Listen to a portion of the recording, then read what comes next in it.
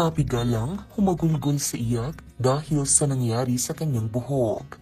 Labis na pag-iyak na lamang ang nagawa ni Papi Galang matapos makita ang resulta ng kanyang ginawang pagpapagupit ng buhok.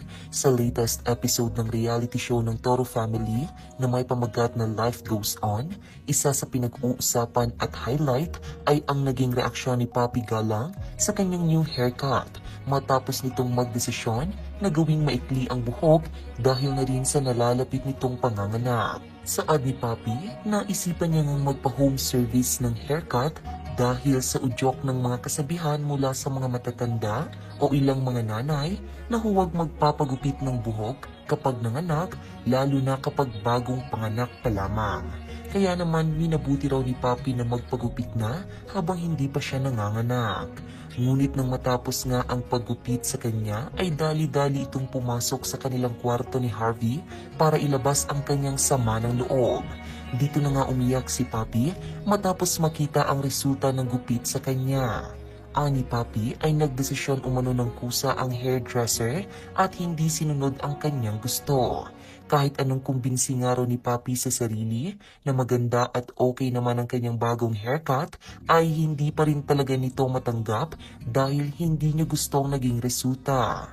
Pagpasok ko ng kwarto ko, ito na yung safe space ko. Unti-unti nang lumalabas ang totoong nararamdaman ko. Kumakalma ako. Kinukumbinsi ko kasi yung sarili ko na baka buntis lang ako, kaya ganito yung emosyon ko. Emotional lang talaga ako. Pero kinukumbinsi ko yung sarili ko na okay naman maganda naman yung gupit, maganda naman yung buhok ko. Sa likod nga ng pagkakaroon ng personal na problema ni Tony Fowler, hindi pa rin napigilan ni Papi na isumbong ang nangyari sa kanya kaya agad nitong tinawagan si Tony. Agad namang kinabahan si Tony Fowler dahil tumambad sa kanya si Papi na humahagulgol ng iyak. Sa pag-aakala nga ni Tony Fowler ay may nangyari na ritong masama o kaya na may manganganak na.